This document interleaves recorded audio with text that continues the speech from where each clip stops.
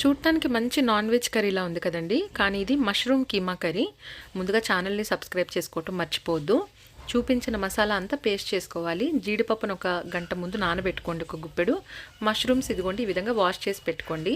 కడాయిలో ఆయిల్ వేడయ్యాక ఆనియన్స్, పచ్చిమిర్చి వేసి బాగా వేగిన తర్వాత కాస్త అల్లం వెల్లుల్లిపై మనం చూపించిన మసాలా అంతా కూడా మెత్తని పేస్ట్లా చేసుకొని దీంట్లో వేసుకొని ఫ్రై చేసుకోండి. అన్నీ పచ్చివే కాబట్టి సిమ్లో పెట్టుకొని ఒక 10-15 నిమిషాల పాటు చక్కగా ఫ్రై అయిన తర్వాత ఇదిగోండి నానబెట్టుకున్న జీడిపప్పులను కూడా వేసి ఇంకొక 5 నిమిషాల పాటు ఫ్రై చేసుకోండి.